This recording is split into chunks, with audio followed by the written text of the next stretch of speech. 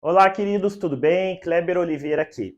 Eu vou dar uma aula para vocês agora sobre inteligência sistêmica. Aqui eu vou explicar para vocês como é que funciona o nosso sistema de crenças com influência da nossa estrutura familiar, ou seja, as nossas crenças que a gente também herda através da nossa epigenética. Será que tudo aquilo que a gente colhe de resultado hoje, que sabemos que é consequência das nossas crenças, são somente resultados daquilo que a gente viu, ouviu e sentiu na nossa infância a partir do momento que a gente nasce? É sobre isso que eu vou explicar para vocês aqui agora. Segundo a constelação, segundo a estrutura sistêmica, aqui vou pôr, por exemplo, aqui a timeline da minha vida. Aqui, ó. Eu sou o Kleber e eu tô aqui hoje com 40 anos. Quando que começou a formar o meu sistema de crenças? Vamos colocar aqui, ó, como marco zero, o dia que eu nasci. Será que foi daqui para frente? Estudos indicam, a ciência já está tão avançada, conseguiu comprovar que pelo menos na nossa vida aqui intrauterina, quando a gente está na barriguinha da mamãe, a gente já começa a desenvolver crenças, e principalmente, por exemplo, a crença de rejeição. Então vamos colocar aqui, ó, 9 meses. Estudos indicam que toda vez que, por exemplo, uma criança se sentiu rejeitada na barriga, e como que isso pode acontecer? Talvez o papai e a mamãe não estavam preparados para receber aquela criança. E a mamãe chegou e foi contar para o papai e falou: olha, eu estou grávida agora, como é que a gente vai fazer? E o papai ficou nervoso, ficou com medo, ficou assustado e falou: como é que isso foi acontecer? Isso foi um erro, e agora? Como é que a gente faz? Não devia ter acontecido isso. Como é que você foi engravidar? Como é que você foi deixar isso acontecer? E a criança lá dentro sentiu que ela não era bem-vinda, se sentiu excluída, sentiu que talvez ela fosse até abortada. Então, os estudos indicam que a criança já vem com traumas, pelo menos intrauterino. Mas, segundo o sistema da estrutura sistêmica, a teoria geral dos sistemas, as nossas crenças são fortemente influenciadas pela nossa carga epigenética que vem antes da gestação. Ou seja, as crenças limitantes da minha mãe já vêm para mim com uma carga no meu sistema. As crenças do meu pai, dos meus avós, bisavós, todo um conjunto de sofrimento, trauma, perda, aborto, assassinato, dores sofridas, angústias que passaram, coisas que não foram ditas, que deviam ser ditas e não foram ditas, segredos. Isso se manifesta em cada ser humano que vai acumulando pela sua estrutura familiar. Então a gente precisa olhar aqui e observar como importante o que tem para trás aqui. Existe sim algo que influencie o nosso sistema de crenças. Mas quanto? Não tem como a gente definir se é 10, 15, 20%. Ou seja, você sabe que numa casa que foi criado dois irmãos da mesma forma, por exemplo, o pai era um pai alcoólatra, batia na mãe, batia nos irmãos, e um dos irmãos decidiu crescer e falar assim: não, eu acho horrível o que meu pai faz. Quando eu crescer, eu vou ter a minha família, eu vou cuidar dela, e eu não vou deixar que nada aconteça com ela, eu não vou beber, porque eu acho horrível beber. E ele cresce, tem sucesso na vida, tem muita energia para trabalhar, para fazer diferente. Ele é movido pela raiva de tudo aquilo que ele viveu. Isso chama-se identidade de aversão. E ele fala: não, vou fazer totalmente diferente. E cuida bem da esposa, cuida bem dos filhos e cresce na vida porque o pai era alcoólatra e ele não queria repetir aquele padrão. Porém, o outro irmão dele, que passou as mesmas coisas na infância, pode na vida adulta estar entregue, quebrado, sem nada na vida, entregue para o alcoolismo, porque o que aprendeu na cabecinha dele? Poxa, se meu pai era um alcoólatra, ele só vivia para beber e aquele era o comportamento normal, se ele era o meu herói e aquilo ele fazia aquilo, deve ser porque isso é normal. Então é normal para mim fazer também. E eu sigo meu pai no seu vício, nos seus atos e nos seus fracassos. Então você perceba que duas pessoas no mesmo ambiente, com as mesmas circunstâncias, podem ter futuros totalmente diferentes. Já dizia Sartre: não importa o que acontece com você, importa o que você faz com o que acontece com você. O que realmente motivou, inspirou e animou esses dois rapazes a ter futuros diferentes? Será que foi só como eles significaram as situações? Ou teve uma influência do sistema familiar? A gente precisa observar como um sistema amplo, não apenas uma unicidade, é um sistema complexo, com várias dimensões de camadas que precisam ser tratadas. Toda vez que alguém, membro de um sistema, é exposto a uma situação, ele vai buscar no banco de memórias dele memórias emocionais ou memórias sistêmicas também, se aquilo está alinhado com a crença dele. Ou ele absorve como um começo de crença, ou ele vai reforçar a crença. E eu vou desenhar aqui para vocês entenderem. Imagine que aqui então eu nasci, é o meu 0 anos de vida. Tem aqui agora, o próximo passo é a minha primeira infância. 80% das nossas crenças limitantes são formadas na primeira infância, do 0 aos 7 anos de idade. Como que é formado nossas crenças?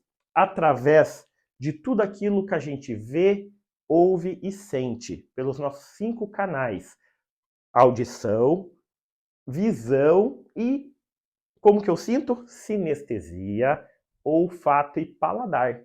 Então, todas as nossas crenças são formadas e confirmadas e reforçadas através daquilo que eu vi, ouvi e senti. Só que nem eu falei, será que realmente são só essas experiências ou tem uma carga por trás disso? Então, lembrando, as 80% das crenças são na primeira infância. E a criança ela é muito permeável, a criança ela aprende através de neurogênese. Ela cria milhões de sinapses neurais por dia.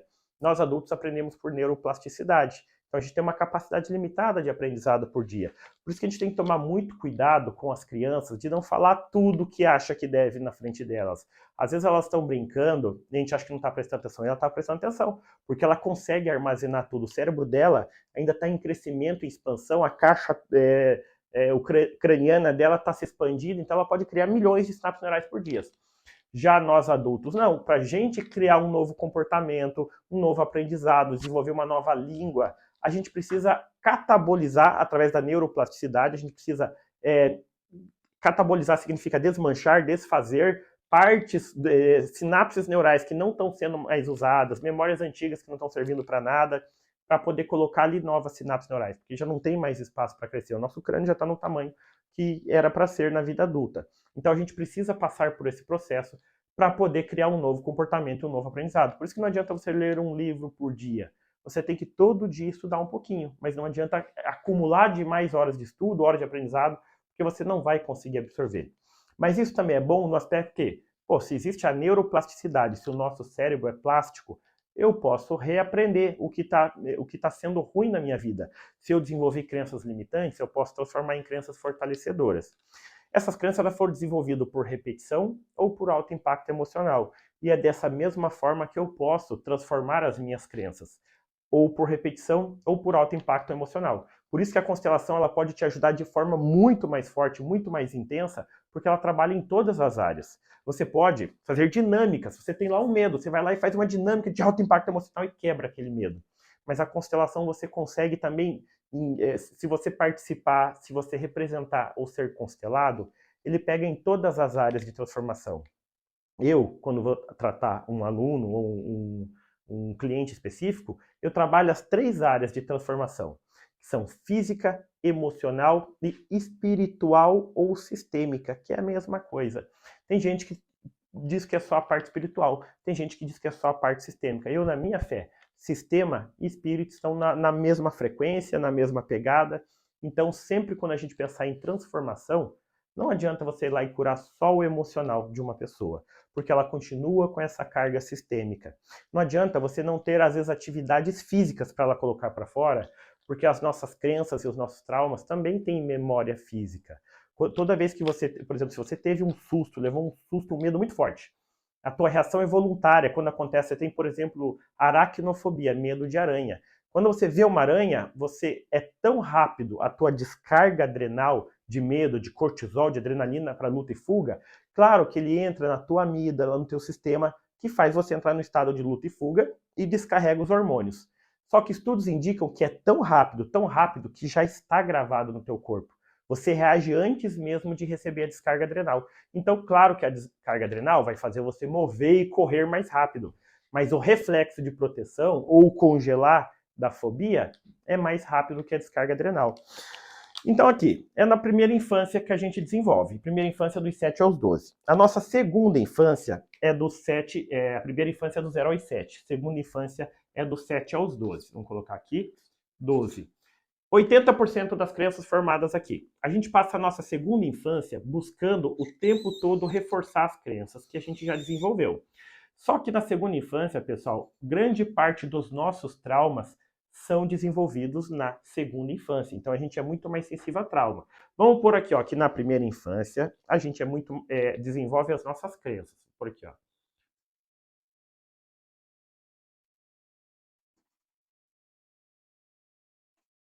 Seja limitantes ou fortalecedoras.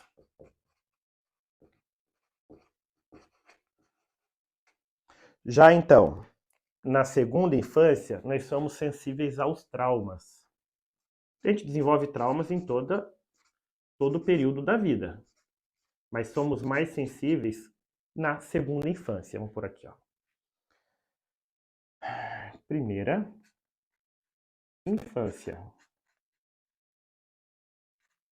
Alunos, eu recomendo que você grave, que você anote. É muito importante você ter isso, porque na constelação, depois em várias situações você vai ter que olhar, sentir, e ela aparece na representação se é um problema, se é um trauma de infância, em qual período da infância. Você consegue identificar se é de primeira ou de segunda infância, se é de pré-adolescência, adolescência ou juventude, se é de vida adulta. Então é muito importante você saber. Esses são básicos que você tem que saber da constelação.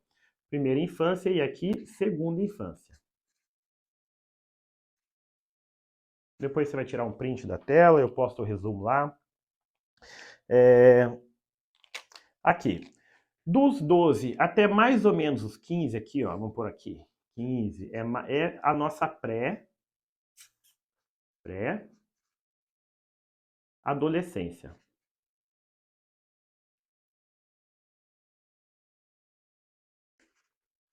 Então, aqui, ó, pessoal, vai ficar ruim. Vou pôr aqui, ó, que aqui é a vida intrauterina. Pus muito para cima aqui. Vida intrauterina. E aqui, ó, é a nossa epigenética. Deixa eu mudar de cor aqui. Nossa carga epigenética. Carga epigenética. Depois eu vou, no decorrer do vídeo, mostrar um caminho para vocês verem como que a gente pode acelerar o processo de quebra de crenças limitantes. Então tem aqui a nossa pré-adolescência, onde a gente começa a ter os nossos relacionamentos amorosos. A gente começa a se apaixonar. Em todas as fases a criança se apaixona, pessoal. Um menininho de 2 anos tem apaixonetezinho, de 3 anos, 4, as menininhas, 2, 3, 5 anos. Olha, aquele menininho sente um amor, uma paixão e não sabe nem o que é. É um amor puro, é um amor limpo, mas a paixão já é presente na nossa vida a vida inteira.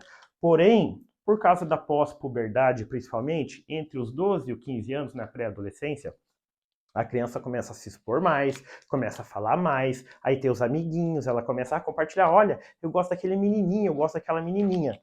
E começa a aparecer as primeiras frustrações externas sobre amor.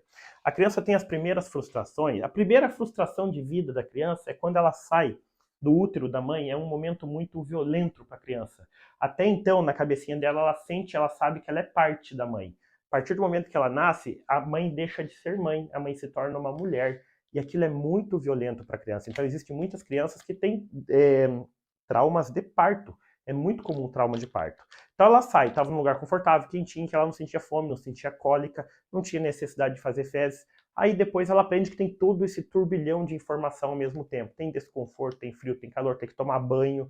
A mamãe não fica o tempo todo com ela no colo, ela não sente o calor, a energia da mãe o tempo todo. Aí, ela começa a se sentir abandonada, rejeitada, excluída e vai desenvolvendo as suas feridas emocionais. Então, o tempo todo, sempre vai ter motivo para a gente estar desenvolvendo crenças. Eu até brinco, geralmente, nas turmas, falo, quem teve rejeição na infância? Aí lá, 30% levanta a mão. Na verdade, todos nós se sentimos rejeitados em vários momentos da infância por N motivos. Tanto primeiro, segundo, terceiro, na segunda infância. Mas imagine aqui, ó, como eu falei para vocês, dos 12 aos 15, pré-adolescência, é um período que a gente prova a frustração. Então, como eu falei, frustração, perda da mãe. Depois, o pai é uma pessoa que compete pela mãe. Depois você vai vendo que vai nascendo irmãos, ou o pai trabalha demais e você perde a atenção do papai também. E assim você vai desenvolvendo crenças de... Existem 3 crenças nucleares, que eu vou explicar daqui a pouco. Não vou até colocar aqui já então. É crença de desamor. Desamor. Desvalor. E desamparo. Essas 3 crenças aqui são nucleares e elas são desenvolvidas principalmente nesse período em geral aqui. Agora imagine que lá na pré-adolescência, aí uma menininha falou para a amiga dela, eu gosto daquele menininho. E elas são amigas, são muito amigas. Mas um dia elas discutiram, elas brigaram. E a outra amiguinha, com raiva dela, falou, vou me vingar dela. Inocentemente vai lá e conta o menininho, sabe de uma coisa? Eu vou revelar um segredo. Ela gosta de você. E o menino, todo bobo, não sabendo lidar com aquilo, falou pra ela, capaz que eu vou ficar com aquela menina, aquela feia. Não, não vou ficar com ela não. E a menina que compartilhou o segredo com a amiga se sentiu humilhada, se sentiu traída. Existem 5 feridas da criança interior, que eu vou colocar aqui também, que é importante vocês entenderem. Vou colocar aqui desse lado, ó. 5 feridas da criança interior. A primeira é rejeição. A segunda é abandono. A terceira é traição.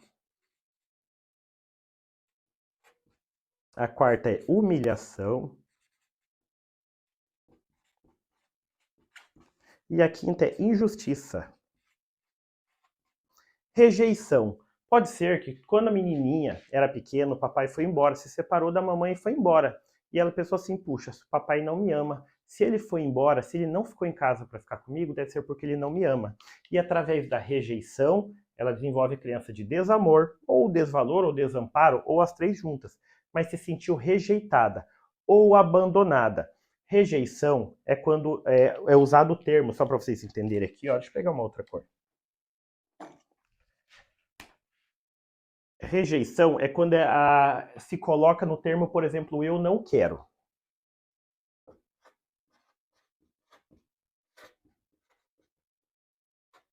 E abandono é quando é usado o termo eu não posso, eu não pude ficar com você.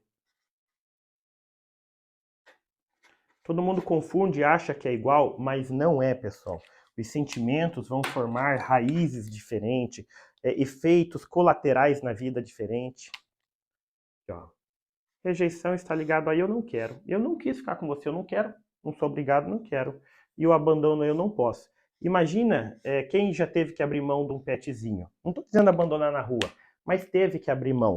Porque não podia, não tinha espaço na casa e procurou alguém para dar. Então você deu, mas você teve que dar. E deu, arrumou um bom lugar. Mas você deu por quê? Porque você não pôde ficar. É um abandono. Não deixa de ser um abandono. Você criou laços afetivos, vínculos e abandonou.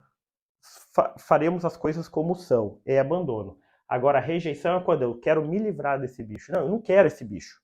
Não era porque você não podia, porque você não queria. Então era rejeição. E a criança, ela distingue e sente diferente. Ou ela sente das duas formas, sente rejeitada e abandonada. Então, eu preciso entender que, por exemplo, eu posso ter várias ou algumas delas em específico que vão desenvolver as minhas crenças nucleares e vai ter várias reverberações. A crença de, por exemplo, traição, qual que é a consequência? Traição é a raiz. Quando que começam as traições? Nós tivemos cenas de traições a vida inteira. Só um pouquinho. Eu geralmente pergunto nos treinamentos, quem aqui se sentiu rejeitado na infância? Geralmente 30% das pessoas levantam a mão. Só que, na verdade, todos nós, 100% dos seres humanos, sentiram várias vezes rejeitado e abandonado na infância. Porque muitas vezes você não teve a atenção total do papai como você gostaria, você não teve a atenção da mamãe. Teve dias que você teve que ficar sozinha na cama, você queria ir lá deitar com o papai, que a mamãe estava com medo. Falaram, não, você vai deitar aí, você já é grandinha, vai ficar deitada aí. E a criança, puxa, me abandonaram aqui, rejeitaram, não querem ficar comigo. Então, existem N cenários que constroem abandono e rejeição. Mas traição, quando que foi as primeiras traições que você teve na vida? Imagina N cenários, mas imagina, por exemplo, que você é o irmãozinho maior, tem lá 6 anos, e você tem um irmãozinho menor de 3 anos. Aí os dois ganharam um brinquedinho de Natal. Você cuida um pouco mais, o de 3 já quebrou tudo o brinquedo, ali uma semana já não existe mais brinquedo. Aí você tá brincando com o teu brinquedinho porque você cuidou, e o menorzinho chora e fala, eu quero teu brinquedo, e começa a chorar e fazer birra. Você, não, o brinquedo é meu, eu cuidei, eu ganhei de Natal, e a mamãe e o papai chegam para você e falam, não, deixa ele brincar, divide com ele, dá para ele brincar. Isso na cabeça da criança é uma traição muito grande. Mas por que eu tenho que dividir com ele? E se sente traído, se sente tomado, se sente violado, se sente roubado. Não, ele estragou o dele, esse é meu. Então a gente tem N motivos para desenvolver crenças de desconfiança por questão de traição. A principal aqui, então, é crença de desconfiança. Pessoas que não conseguem confiar nas outras.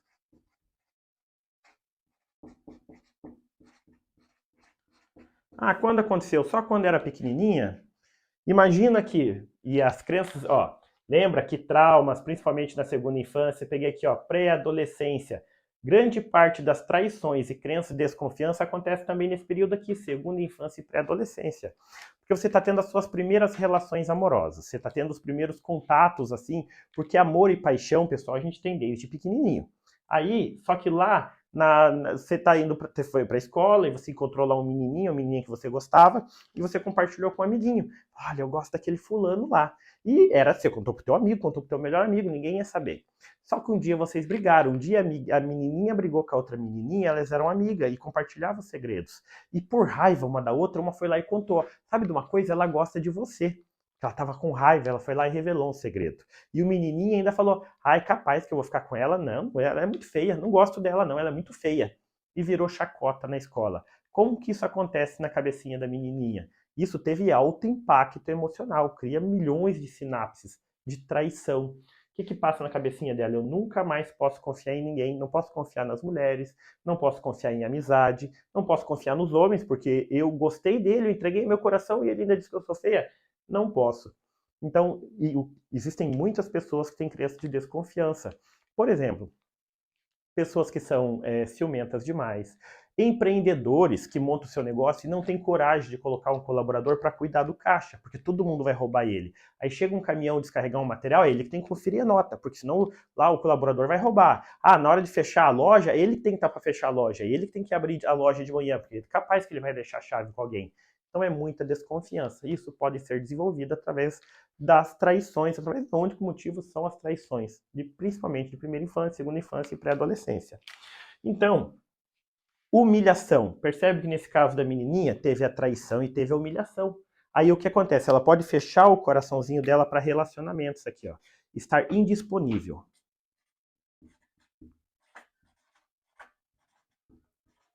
Eu trato muitas alunas que falam, Kleber, não consigo me relacionar, os homens não se aproximam de mim, nada dá certo, eu fico um período num relacionamento e o relacionamento acaba, o que está acontecendo, o que eu faço? Aí você vai fazer uma anamnese, você vai ver que ela está indisponível. Por algum motivo ela se sentiu humilhada, traída principalmente, e ela está num relacionamento, mas ela não está por completo. Ela está ali muito fechada, com uma barreira de proteção.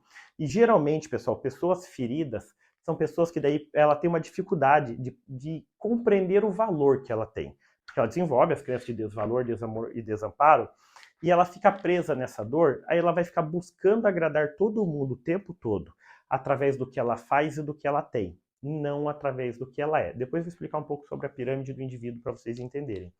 E nisso ela vai buscar o tempo todo dar, e raramente vai aceitar receber. Pessoas feridas têm dificuldade de receber. Tem dificuldade de receber carinho, tem dificuldade que quando as pessoas vão fazer as coisas para agradar ela, ela fica desconfortável. Tem dificuldade de receber elogio, de ser estimada.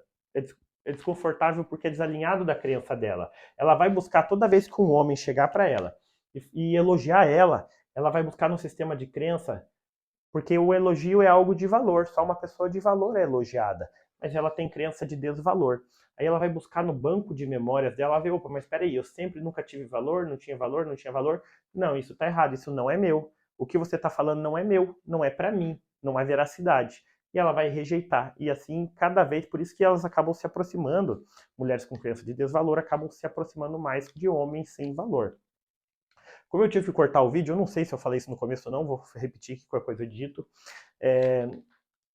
Por que geralmente a gente vê mulheres bem bonitas, arrumadas, trabalhadeiras, honestas, que fazem curso para se desenvolver, para ter uma vida melhor, para crescer na vida, e geralmente elas estão sempre bem cuidadas, só que só namoram com um homem tranqueira.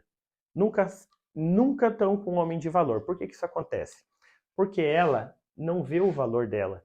Como ela sente que ela não tem valor, ela vai se aproximar de homens de valor, vai atrair homens sem valor e vai se atrair por homens sem valor. Toda vez que um homem de valor se aproximar dela, ela vai olhar e vai pensar: o que esse cara quer comigo? É muita areia para o meu caminhão? Não, só quer me usar e me jogar fora. Comigo não, não vou nem deixar ele se aproximar, não vou dar nem oportunidade para ele.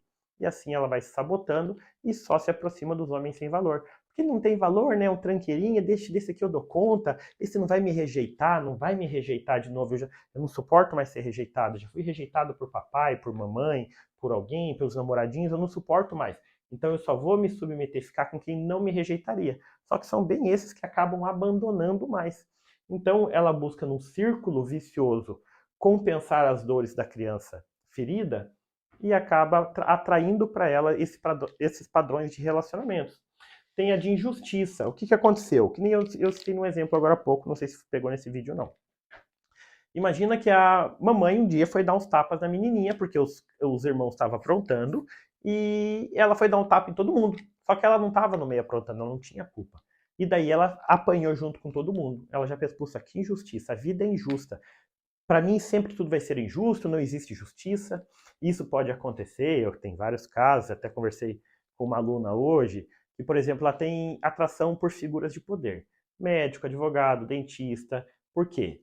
Vai buscar justiça numa posição de poder. Alguém tem que fazer justiça por mim.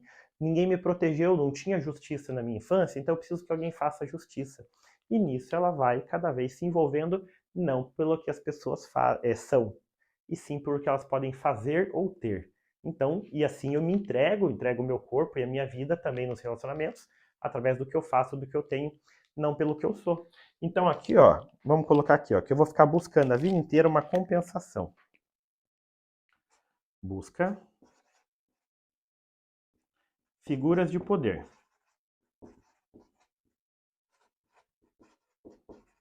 em relacionamentos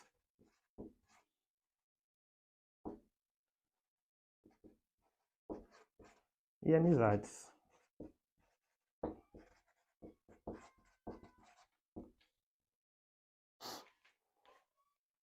Só que isso fica muito cansativo, pessoal. Por exemplo, nós precisamos atrair as pessoas por quem a gente é, e não pelo que a gente faz, não pelas funções e capacidades e habilidades que nós adquirimos. Voltando, repetindo, toda essa influência das crenças, eu estou trazendo num contexto que todas elas têm influência epigenética.